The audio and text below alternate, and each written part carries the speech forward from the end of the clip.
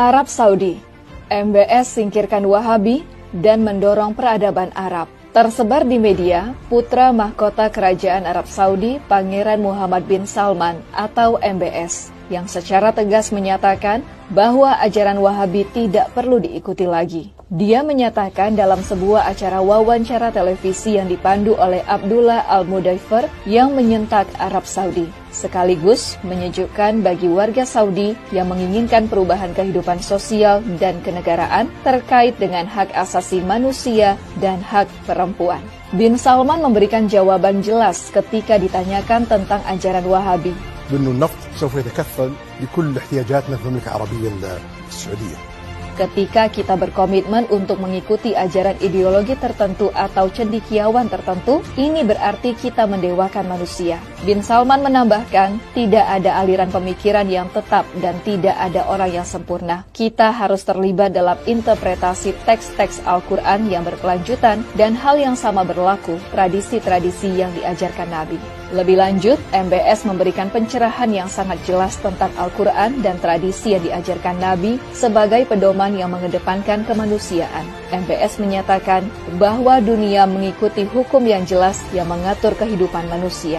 Peran kami para penguasa Saudi, kata MBS, adalah untuk memastikan semua hukum yang disahkan di Arab Saudi tidak bertentangan dengan kepentingan kita Arab Saudi. Wahabi tidak hanya dilihat sebagai penghambat kemajuan dan modernisasi, namun sekarang Wahabi dianggap tidak berguna sama sekali bagi eksistensi Arab Saudi.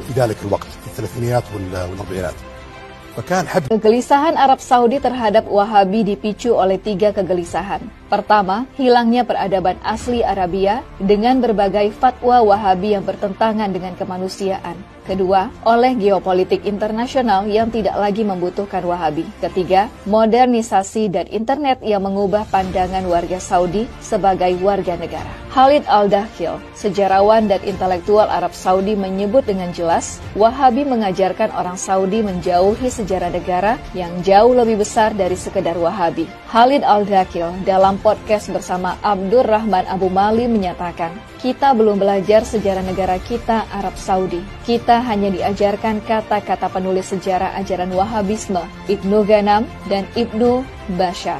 Dan sampai sekarang kita masih menjalaninya. 6 يناير أشبعوه الأمريكان كثير من الكلام. كلامهم صراحة ما قيل في الإعلام الأمريكي 6 يناير في الولايات المتحدة. أنت تقصد Saudi Arabia didirikan berdasarkan aliansi untuk membangun kekuasaan antara Muhammad bin Saud dan Muhammad bin Abdul Wahab pada tahun 1744.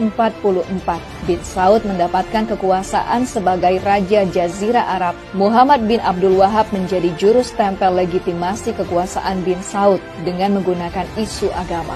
Sejak saat itu, Saudi Arabia dan ajaran Wahabi menjadi satu kesatuan. Kini, Wahabisme tidak lagi mendapat dukungan negara Saudi dan Wahabisme tidak lagi menjadi agenda Saudi di panggung internasional. Di dalam negeri Saudi, Wahabisme kehilangan seluruh kekuatan ideologi dan politiknya karena polisi syariah yang sangat menakutkan dan kejam telah dibubarkan.